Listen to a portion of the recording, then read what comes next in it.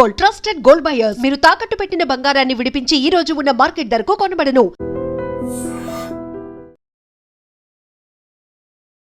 నమస్తే, welcome to I dream. ప్రముఖ గాయని జానకి గారు మరణం నిజంగా తెలుగు సినీ పరిశ్రమకే కాదు, ఇటు తమిళం, మలయాళం, కన్నడం, మొత్తానికి ఇటు హిందీ భాష కావచ్చు, వారు విదేశీ భాషల్లో కూడా పాటలు పాడారు. మొత్తం సినీ సంగీత ప్రపంచానికి ఒక తీరని లోటు అని చెప్పాలి. ఈ విషయం గురించి మాట్లాడటానికి లైవ్ కాల్లో జాయిన్ అయ్యారు ప్రముఖ సంగీత దర్శకులు మాధవపేది సురేష్ గారు. సార్ నమస్కారం. నమస్కారం సార్, జానకమ్మ లేరు అంటే నిజంగా ఇప్పుడు కూడా ఎవరు జీర్ణించుకోలేని పరిస్థితి ఉంది. సో వారితో మీకు ఎలాంటి అనుబంధం ఉండేది సార్? మాకు ఆవిడ 12 ఏళ్ళు వయసు. అప్పటి నుంచి మా ఫ్యామిలీకి అటాచ్డ్. నాకు వరుసకి కజిన్ సిస్టర్ అవుతారు ఆవిడ. అంటే కొంచెం దూరం బంధువులు అయినా కూడా మా family, Madhavapati families and Pasala families ఆవిడకి చిన్నప్పటి నుంచి బాగా అటాచ్డ్ ఫ్యామిలీస్ మేము. సో మా చిన్నాన్నగారు మాధవపతి సత్యం గారి పెళ్లిలో మా అమ్మగారు రాజమండ్రిలో ఒక అమ్మాయి, చిన్న పిల్లలు 2 ఉన్నారు, భలే పాడతారు వాళ్ళు అని ఒక కచేరీ పెట్టించింది మా అమ్మ. అది జానకి గారు వాళ్ళ అక్కగారు రాధ గారు. రాధ గారికి 92, ఆవిడ వైజాగ్లో ఉంది. సో అక్కడి నుంచి మొదలైంది మా పరిచయాలు అన్నమాట. అప్పుడు ఇంకా మేము పుట్టలేదు. మెల్లగా మేము పుట్టడం, మెల్లమెల్లగా మేము సినిమా ఫీల్డ్కి 71 మా అన్నయ్య, ఆవిడేమో 57లో ఎంటర్ అయ్యారు. ఆవిడ్ని తమిళ్లో టీ చలపతి వారు పరిచయం చేశారు విధిన్ విలాట్ అనే సినిమాలో. నన్ను అవును, తమిళ్ తెలుగు అన్ని పక్కనే. నన్ను మా అన్నయ్యని కూడా టీ చలపతి వారే పరిచయం చేశారు సినిమా ఇండస్ట్రీకి. ఆయనది చాలా గోల్డెన్ హ్యాండ్ ఆయనది. అలాగే పెంజాల్ గారు తెలుగులో సుశీల్ గారు, జానకి గారిని ఆయన పరిచయం చేశారు. సో ఆవిడ అక్కడి నుంచి అలా 57 నుంచి 57 అంటే నాకు 6 ఏళ్ళు అప్పుడు. అలా ఆవిడ మెల్లమెల్లగా బాగా పాపులర్ అయిన తర్వాత ఇళయరాజా వచ్చినప్పటి నుంచి ఆవిడ పీక్కి వెళ్ళిపోయారు. పీక్ అంటే ఆవిడ జీవితంలో కొన్ని వేల పాటలు పాడినా ఆల్మోస్ట్ 40% సాంగ్స్ అన్నీ ఇళయరాజా గారి పాటలే. పైగా రకరకాల పాటలు, తెలుగు, తమిళ్, కన్నడ, మలయాళం. ఆవిడ అంటే యాజ్ అ సింగర్గా చెప్పాలంటే ఏ టైప్ సాంగ్ ఇచ్చినా కూడా ఆవిడ పాడగలదు. అంటే ఆవిడ సత్తా అటువంటిది. చాలామంది తెలీదు, ఎంతసేపు నీలియుల పాడదేవే అదే టఫ్ సాంగ్ అనుకుంటారు. దానికన్నా చాలా టఫ్ సాంగ్ హేమావతి అనే సినిమా, కన్నడ సినిమాలో ఎల్ వైద్యనాథన్ ఆయన సంగీత దర్శకత్వంలో ఆవిడ పాడారు. ఆ పాట దానికి మనకి తెలుగులో ఏమనాలంటే శివ అన్నగే నాలుకి ఏగే, అంటే శివుణ్ణి స్మరించని నాలుకి దేనికి. ఆ పాట ఆరోహణ అభోగి రాగం, అవరోహణ తోడి రాగం, 2 రాగాల్లో అత్యద్భుతం. అంటే నాకు తెలిసి సినిమా ఇండస్ట్రీ మొత్తం మీద టఫ్ సాంగ్ అని ఏమైనా ఉంటే ఇప్పుడు అదే టఫ్ సాంగ్. జానకి గారు తప్ప ఇంకెవరు ఆ పాటను పాడలేరా? ఆ స్థాయి పాట అనుకుంటా. చాలా ఏళ్ల తర్వాత ఇప్పుడు పాడే వాళ్ళలో ఆ పాటను ప్రాక్టీస్ చేసి పాడిన వాళ్ళలో నేను చూసిన వాళ్ళలో కల్పన పాడుతుంది, తర్వాత శ్రీనిధి పాడుతుంది. వీళ్ళిద్దరు నాకు తెలిసినంత వరకు. బట్ వీళ్ళు ప్రాక్టీస్ చేసి పాడుతున్నారు. ఆవిడ డైరెక్ట్గా రికార్డింగ్ థియేటర్కి వెళ్ళి పాడాలి కదా. ఆవిడ పాట విని నేను పాడగలనా అనుకుని ఓ 100 రూపాయలు ముడుపు కట్టుకుంది ఆవిడ. త్యాగరాజస్వామికి ముడుపు కట్టుకుంది, పాడింది. ఆ మహానుభావులు వాళ్ళు కరుణించారు. అత్యద్భుతం అన్నమాట, ఒక గొప్ప పాట. తర్వాత అంతేకాకుండా ఒకే సినిమా ఆవిడ మౌన పోరాటానికి మ్యూజిక్ డైరెక్షన్ చేసింది. ఆ సినిమాకి నేను కీబోర్డ్ ప్లేయర్ని. ఆవిడ మనసా తుళ్ళిపడకి, శ్రీవారి ప్రేమలేఖ, తర్వాత శంకరాభరణం పాటలు కానీ, సప్తపది పాటలు కానీ, ఇలా తెలుగు, తమిళ్, కన్నడ, మలయాళంలో కొన్ని 100 పాటలకి నేను కీబోర్డ్ ప్లేయర్గా పనిచేసేవాడిని. తర్వాత నేను మ్యూజిక్ డైరెక్టర్ అయిన తర్వాత నా ఫస్ట్ పాట కూడా ఆవిడే, బాలు గారే పాడారు. హై నాయక, ఇది సరిగమలు ఎరుగని రాగము, ఇది భాష లేని భావము. ఆ సినిమాలు అన్ని పాటలు ఆవిడే పాడారు. తర్వాత బృందావనం, తర్వాత భైరవ ద్వీపం, శ్రీకృష్ణార్జున విజయం, ఇలా చెప్పుకుంటూ పోతే ఎన్నో ఎన్నో అద్భుతమైన పాటలు నా పాడారు. అవును సార్, అవును, అవును. అంతేకాకుండా టీవీ సీరియల్స్ అనుబంధం అని టీవీ సీరియల్లో పాడారు. ఆ పాటకు నంది అవార్డు వచ్చింది ఆవిడకి. భైరవ ద్వీపంలో నరుడా ఓ నరుడా ఆవిడకి నంది అవార్డు వచ్చింది. అంతేకాకుండా ఆ పాటకి 1994లో విడుదలైన తెలుగు సినిమాల్లో బెస్ట్ పాపులర్ సాంగ్ అని BBC లండన్ వాళ్ళు ఎన్నుకున్నారు ఆ పాటని. అది నా అదృష్టం అనమాట ఆవిడ పాడటం. సో చిన్న చిన్న పిల్ల గొంతు దగ్గర నుంచి ముసలి వాళ్ళ గొంతు వరకు ఆవిడ ఎవరినైనా ఆ ఇమిటేషన్ అనేది ఆవిడకి ఒక అద్భుతమైన గళ. అంటే ఆడవాళ్ళలో అవును సార్, ఎన్నో స్టేజ్ల మీద పాడారు. అది చూసి ఎంత అద్భుతంగా ఉందని చెప్పి అనుకున్నాం. ఆడవాళ్ళలో ఎస్ జానకి గారు, మగవాళ్ళలో ఎస్పి బాలసుబ్రహ్మణ్యం గారికి ఆ కళ ఉంది. ఎవరికి పాడినా వాళ్ళు ఏ టైప్ సాంగ్ అయినా పాడగలరు వాళ్ళు. అంటే అది వాళ్ళకి తగ్గట్టుగా మోల్డ్ చేసుకుని పాడతారు సార్. పాడతారు. పైగా అందుకనే వాళ్ళది best combination. Yes, sir. Balu గారితో సుశీల్ గారు, చిత్ర అందరూ ఎంతో మంది పాడారు. కానీ బాలు గారు, జానకి గారు అంటేనే బెస్ట్ కాంబినేషన్. కాంబినేషన్ అంటే ఒక అది ఆ పాట ఇంకా హిట్ అన్నట్టే. వాళ్ళ పాటలు తెలుగులో ఎక్కువ వేటూరి సుందరరామూర్తి గారు, అలాగే ఇళయరాజా గారు, ఈ నలుగురిది గ్రేటెస్ట్ కాంబినేషన్. సో ఆవిడ కీబోర్డ్ ప్లేయర్ నుంచి ఆ, వారితో ప్రయాణం ఉంది. తర్వాత మీరు మ్యూజిక్ డైరెక్టర్ ఎన్నో పాటలు పాడించారు. అంటే రికార్డింగ్ స్టూడియోలో ఎలా ఉండేది సార్? ఆ కమ్యూనికేషన్ ఏ విధంగా ఉండేది? ఆ బంధం ఏ విధంగా ఉండేది? రికార్డింగ్ స్టూడియోలో ఏమన్నా ఒక సరదా సన్నివేశాలు ఏమన్నా గుర్తు చేసుకుంటారా? మీరు ఎప్పటికీ గుర్తు పెట్టుకునే సన్నివేశం ఏదైనా ఉందా? అంటే సరదా అని కాదు, అక్కడ ఏంటంటే అందరు లైవ్ ఆర్కెస్ట్రా కదా, ఇప్పటిలా కాదు కదా. అప్పట్లో ఒక 100 మంది ఆర్కెస్ట్రా ఉన్నా, 50 మంది ఉన్నా, 10 మంది ఉన్నా లైవ్ ఆర్కెస్ట్రా. మామూలుగా వచ్చేది ఆవిడ వాళ్ళ ఆయన రాము గారు ఇద్దరు వచ్చేవాళ్ళు. బాలసుబ్రహ్మణ్యం గారు అయితే ఆవిడ సోలోవో, బాలు గారు వచ్చేవాళ్ళు, పాటలు నేర్చుకునే వాళ్ళు, లోపలికి వెళ్ళి పాడేవాళ్ళు, వెళ్ళిపోయేవాళ్ళు. ఇంకా అంతకన్నా ఎక్కువసేపు గడిపే టైం ఉండదు, ఎందుకంటే వాళ్ళు బిజీ. Correct sir. ఈ స్టూడియోకి అట్లా బిజీ బిజీ లైఫ్. వాళ్ళు బిజీ షెడ్యూల్. మా మ్యూజిషియన్స్ కూడా అంతే. వీళ్ళు పాట వెళ్ళిందని మేము ఇంకో పాటకి వెళ్ళిపోయేవాళ్ళం, ఇంకో చోటుకి వెళ్ళేవాళ్ళం. సో అందుకని ఒకటి మాత్రం నాకు బాగా గుర్తు ఏంటంటే, శంకరాభరణం సినిమా 1979 మేలో జరిగే రికార్డింగ్స్. అప్పుడు ఆవిడకి ఆస్మా ఉంది, నాకు కూడా ఉంది. అది కూడా బెంగళూరు నుంచి వచ్చింది ఆవిడకి. నాకు అంతే, బెంగళూరులోనే అటాక్ అయింది. ఆవిడకి ఏమైందంటే ఆ రోజున ఆమని పాడవే కోయిల చరణం ఇవన్నీ ఆ పాట పాడుతున్నారు ఆవిడ, బాలు గారు డ్యూయట్ పాడుతుంటే ఆవిడకి ఉన్నటువంటి ఏదో కడుపు నొప్పి లాంటిది వచ్చింది. అంటే మాకు తెలియదు, మేము లోపల ఉంటాం కదా. వాళ్ళ ఆయన కొంచెం పక్కకి వెళ్ళారు విజయ గార్డెన్స్లో. వెళ్తే బాలు గారు అన్నారు, ఏం పర్లేదు బెరాలు కానీ ఉంటుందండి, నేను తెప్పిస్తాను మీకు బెదవారని. అది వేసుకుంది ఆవిడకి కొన్ని మాత్రలు పడవు, అది ఆవిడకి తెలియదు. అవన్నీ ప్రతి ఒక చిన్న పాపలాగా చూస్తున్నాడు వాళ్ళ ఆయన రాము గారు. సో ఈవిడ పడల. అది వికటింగ్ నుంచి కళ్ళు కొంచెం ఉబ్బిపోతున్నాయి, ఒళ్ళంతా ఇదైపోతుంది, బిగబట్టుకుపోతుంది. అలాగే పాడింది ఆవిడ ఆ పాటను, ఆ డ్యూయట్ అనమాట. చంద్రమోహన్ మీద ఆ పెళ్లికి వచ్చినప్పుడు శంకర శాస్త్రి గారు అడిగిన పాట అనమాట. ఆ పాట పాడేప్పటికి ఆవిడ ఆ పాట అయ్యేప్పటికి ఆల్మోస్ట్ ఇంకా పడిపోయి దశకు వచ్చేప్పటికి బాలుగారు భయపడిపోయాడు. అప్పుడు రాము గారు వచ్చారు. బాలుగారిని ఏంటి ఇలా చేసావు, నీకు ఏం తెలుసు అని న్యాచురల్ కదా. అప్పటికప్పుడు వేరే తీసుకెళ్ళిపోయేవాడిని, హాస్పిటల్లో ఒక ఇంజక్షన్ ఇచ్చి తీసుకెళ్ళటం, ఇది నేను జీవితంలో మర్చిపోలేను. సో ఇటువంటివి చాలా వేర్ ఇవి. కాకపోతే ఏంటంటే ఆవిడ అందరితో సరదాగా. నేను విన్నది కూడా సార్, వారి భర్త ఆసుపత్రిలో ఉంటే ఆల్రెడీ స్కెడ్యూల్ అయిపోయింది కాబట్టి హాస్పిటల్ ఒకవైపు భర్త ఉన్నా సరే ఆ పాట కూడా ఏదో ఉంది, నీ చేతుల్లో అవును, అది సత్యం గారు మ్యూజిక్ డైరెక్షన్ లో మన బాలసుబ్రహ్మణ్యం గారు ఆవిడ డ్యూయట్.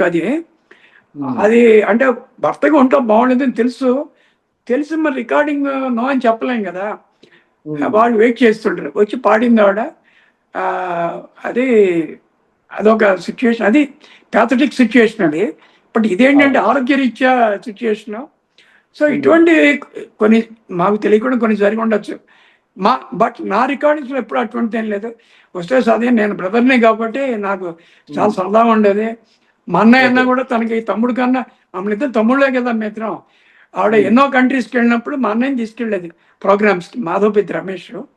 ఆవిడతో ఉమ్, తెలుగు, తమిళ్, కన్నడ 3 లాంగ్వేజెస్లో చాలా సూపర్ హిట్ సాంగ్స్ పాడాడు. ఆ, ఓకే. గమ్మత్ ఏంటంటే ఆ, ఒక టీవీ సీరియల్ అనుబంధం, ఆ పాటికి ఆవిడకి నంది అవార్డు వచ్చింది. భైరవ ద్వీపం దానికి నంది అవార్డు వచ్చింది. వాళ్ళ ఇంటికి వెళ్ళినప్పుడల్లా నేను గర్వపడుతుండేవాడిని. చూసారా, ఈ నందుల్లో 2 నందులు నావే. అవునా, నాది అనకూడదు, ఉమ్, మనవి అనాలి అనేది ఆవిడ. ఆ, ఓకే. మా మా ఇంటికి వస్తే ఎన్నోసార్లు వచ్చేది. ఇద్దరం ఉమ్, ఒకే మంచం మీద పడుకునే వాళ్ళం, ఒకే మంచం ఉమ్, మీద మొదలు ఉమ్, కలిపెట్టాను నాకు అప్పుడప్పుడు. అంటే నాకు అక్కయ్యలు లేరు, ఆవిడ తమ్ముళ్ళు ఉమ్, లేరు, వాళ్ళు 5 మంది ఉమ్, సిస్టర్సే. నన్ను మా అన్నయ్యను ఒక తమ్ముళ్ళ కిందే చూసుకుంది ఆవిడ. ఉమ్. ఆవిడ లేని లోటు ఈ జీవితంలో మాకు ఇంకా కష్టం. ఇప్పుడు జానీ గారు మొన్నటి వరకు కూడా బెంగళూరులోనే ఉండేవాళ్ళ సార్? లేదండి, ఆవిడకి ఏంటంటే ఆ, ఒక పర్టికులర్ దశలో ఆవిడ అంటే ఇక్కడ చాలా పెద్ద విల్లా ఉంది హైదరాబాద్లో ఆవిడకి. కానీ ఉమ్, తను వాళ్ళ అబ్బాయి మైసూర్ వెళ్ళారు. ఎందుకంటే ఆవిడకి తెలుగులో కన్నా కూడా, తెలుగులో ఫ్యాన్స్ ఉన్నా ఆవిడ కన్నడ అండ్ తమిళ్ అండ్ మలయాళం విపరీతం ఫ్యాన్స్. అంటే కంపేర్ ఆహా, చేస్తే ఉమ్, అంటే ప్రాణం పెట్టేస్తారు అటువంటి ఫ్యాన్స్. So okay. అక్కడ ఆవిడకి ఆ వాతావరణం ఎందుకు నచ్చింది ఆవిడకి. నచ్చి ఒక ఉమ్, పెద్ద ఇల్లు రెంట్కి తీసుకున్నారు. అక్కడ పక్కన నవీన్ అనే ఒక కుర్రాడు, అతను ఏంటంటే దాని ఏమంటారు అది, ఒక టింబర్ డిపో, దానికి ఈవిడ పేరు పెట్టుకున్నాడు అతను. ఈవిడ ఫ్యాన్ అతను. So great, great. చివరికి అతనే ఆవిడ చనిపోయినప్పుడు దగ్గర ఉంది. ఉహుం, సో మా ఆవిడ కూడా అంతా గవర్నమెంట్ తరఫున ప్రభుత్వ లాంఛనంతో కోర్స్ అవును. అన్నీ ఆవిడ ఏంటంటే చాలా నిర్మోహమాటంగా మాట్లాడుతుంది, మొహమాటం లేదు, ఎవరికి భయపడదు. ఎందుకు ఒక ఎగ్జాంపుల్ అందరికీ తెలుసు కదా, ఆ, పద్మభూషణ్ ఇస్తే నా ఎస్ సార్. నాకు పద్మభూషణ్ ఏంటి, సౌత్కి నార్త్కి ఎందుకు మీరు అలా వివక్షత చూపిస్తారు అని ఉమ్, తీసుకోవాలి, రిజెక్ట్ చేశారు. అలా ఎవరుంటారు ఈ రోజుల్లో, ఎవరు ఉండరు. అలాగే కరెక్ట్ సార్. ఎంతో మంచి వ్యక్తి అంటే ఆవిడ దానంలో చేతికి ఎముక లేదు ఆవిడకి. ఎన్నోసార్లు ఉమ్, ఎంతోమందికి హెల్ప్ చేసేది ఆవిడ. తర్వాత ఎంతోమంది సింగర్స్ని ఇక్కడ నుంచి పరిచయం చేశాను ఆవిడకి. అంటే దగ్గర మాట్లాడే రేపో ఉండదు కదా. సో మా ఇంట్లో ఉమ్, ఉండేది, అందరిని పిలిచేవాడిని, సరదాగా అందరం కలిసేవాళ్ళం. వాళ్ళతో వాళ్ళు పాడుతున్న బాగా పాడావనేది తప్పితే వాళ్ళు యావరేజ్గా పాడినా నువ్వు సరిగా పాడలేదని ఆ నోట్లోంచి ఏనాడు రాలేదు, ఎప్పుడు లేదు, ఉమ్, ఎప్పుడు లేదు. సో అటువంటి మంచి వ్యక్తి ఈ రోజుల్లో కష్టం. నా సినిమా ఇండస్ట్రీలో 53 ఏళ్ల ఎక్స్పీరియన్స్లో నేను చూస్తున్న గాయని గాయకుల్లో 100% ప్యూర్, అంటే హార్టే కాదు, విద్వత్తే కాదు, అన్నిట్లో ప్యూర్ ఎవరంటే ఎస్ జానకి గారు. మగవాళ్ళలో పిబి శ్రీనివాస్ గారు. ఉమ్, మత్సలేని వ్యక్తులు అంటాం కదా, పిబి శ్రీనివాస్ ఎస్. గారు. ఉమ్, చిన్నపిల్లల మనస్తత్వం వాళ్ళది. అలాగే మా చిన్నాన్న గారు మాధవపల్లి సత్యం గారు. మా చిన్నాన్న గారితో ఎన్నో అద్భుతమైన పాటలు పాడింది ఆవిడ. ఏమే ఏమే అనేవాడు ఆయన. అంటే అప్పట్లో అలా ఆప్యాయతలు ఉండేవి. సో మా 2 తరాలతో ఆవిడ చేసింది. మా అబ్బాయి అంటే ప్రాణం ఆవిడకి. మా మనవడు మనవరాలంటే అంతకన్నా ఇష్టం. సో ఉమ్. ఇవన్నీ వి కుడ్ నాట్ డైజెస్ట్. రాత్రి నుంచి ఈ వార్త వచ్చినప్పటి నుంచి కొంచెం బాగా డిస్టర్బ్ అయ్యాం. కానీ మేమే మీరు కాదు, చివరిసారిగా ఎప్పుడు మాట్లాడారు జానకమ్మతో? చివరిసారిగా మాట్లాడింది ఒక 1 year అయిందండి. అంటే బాలకృష్ణ ప్రసాద్ పోయినప్పుడు ఫోన్ చేశాను. ఆ, ఏం చేయనయ్యా, మనోరాలు పోయింది, అమెరికాలో వెళ్ళలేకపోయాను. ఇప్పుడు తమ్ముడు అదే వాళ్ళ అక్కయ్య కొడుకే కదా, వాళ్ళ అబ్బాయి కదా, చాలా ఉమ్, గ్రేట్ ఉమ్, సింగర్. వాడు పోయాడు. నీకు తెలుసు కదా ఎలా ఉంటుందో అని. జాగ్రత్త, ఆరోగ్యం జాగ్రత్త అని చెప్పా. అంతకుమించి ఏం చెప్పగలం. అంటే ఈ 88 ఏళ్ళు చిన్న వయసు కాదు. కాకపోయినా ఏంటంటే ఆవిడ జాగ్రత్తగానే ఉంది. She's very stubborn. ఆవిడకి ఏ ప్రాబ్లమ్స్ ఉన్నా కూడా ఈ జీవితంలో ఎన్నో చూస్తుంది ఆవిడ, ఎన్నో చూస్తుంది ఆవిడ. ఉమ్. బట్ అవును. She's very stubborn. అది ఉంది. ఆ, ఒక 15 రోజుల ముందు చనిపోతారనగా కూడా ఆవిడ మ్యాంగ్లూర్ వెళ్ళి టెంపుల్కి వెళ్ళి వచ్చారు. తర్వాత ఒక చిన్న ఆస్తమా అటాక్ లాంటిది వచ్చింది, వెళ్ళారు. వెళ్ళిపోవడానికి ఏదో కారణం, అంతే, అంతకుమించి ఏం లేదు. ఓకే సార్, ఇంటి ఇప్పుడు వస్తున్నటువంటి ఇప్పుడు వస్తున్న యువ కళాకారులకు, యువ గాయకులకు జానకమ్మ గారిని చూసి ప్రధానంగా నేర్చుకోవాల్సిన విషయాలు ఏంటి అంటే ఏం చెప్తారు? నేర్చుకోవడానికి కష్టం అమ్మా. అది నేర్చుకుంటూ అనుకుంటారు కానీ ఏ తరం వాళ్ళు ఆ తరమే. నేను 5 తరాలు చూసిన వాడిని నేను. సో ఎవరిని మనం కంపేర్ చేయలేం. ఏంటంటే నేను నేర్చుకుంది ఏంటంటే అందరికి అన్నీ తెలుసు, ఎవ్వరికి ఏం తెలీదు. అది నేను నేర్చుకుంది. అందుకనే వాళ్ళని అనుసరించినా కూడా ఒక జానకి నో రిప్లికా, ఒక జిక్కి గారు, లీల గారు, సుశీల గారు, అంటే వాళ్ళు కరెక్ట్ సార్, మీరు చెప్పింది కరెక్ట్. ఆ స్థానాన్ని భర్తీ చేయలేరు. ఎవరి సో ఎవరి జానకమ్మ గొంతు లాగా ఇంకో వాళ్ళదే. ఉండరు. కాకపోతే వారి వ్యక్తిత్వం కానీ, వారి క్రమశిక్షణ కానీ అట్లా అంటుంది. అది నేర్చుకునే వాళ్ళు అరే మనం కూడా ఎంత ఎత్తు ఎదిగినా ఒదిగి ఉండాలి. ఇటువంటి కొన్ని పెద్దవాళ్ళు మేము అలాగే కదా ఎదిగింది. అలా నేర్చుకోవాల్సింది తప్పితే ఆవిడ పర్టికులర్ ఏం చెప్తే ఏనాడు చెప్పలేవాడిని కాదు. నేను చెప్పేవాడిని కాదు. ఇప్పుడు బాలసుబ్రహ్మణ్యం గారు ఉన్నారు. బాలసుబ్రహ్మణ్యం గారు ఒక రికార్డింగ్ థియేటర్ కట్టి తల్లిదండ్రుల పేరు, భార్య పేరు పెట్టకుండా ఆయనకి అన్నం పెట్టిన కోదండపాణి గారి పేరు పెడతాడని కోదండపాణి గారు అవకాశం ఇచ్చాడా? ఆయన అలా అనుకునే అవకాశం ఇవ్వాల. అది ఆయన కృతజ్ఞతాభావం. అది వాళ్ళకి తెలియాలి. సో అది ఆ తరంలో ఉన్న కృతజ్ఞతాభావం కానీ అవన్నీ ఇప్పటి తరానికి బిజీగా ఉంటున్నారు. వాళ్ళకి ఏదైనా ఉంటే మనసులో ఉండొచ్చు. నేను ఎవరికి ఉండదు అన్నా. మనసులో ఉన్నా కూడా టైం పరిగెడుతున్నారు అందరూ. అప్పుడు అప్పుడేంటి మాధ్యమాలు అంత లేవు కదా. సో దాంతో ఏంటంటే అందరూ ఫోన్లో మాట్లాడుకోవడం, రికార్డింగ్ థియేటర్లు అందరూ కలవడం. సో అప్పుడు పరిస్థితి వేరు, ఇప్పుడు పరిస్థితి వేరు. We cannot compare. సో అది వాళ్ళకి మనసులో ఉంటుంది.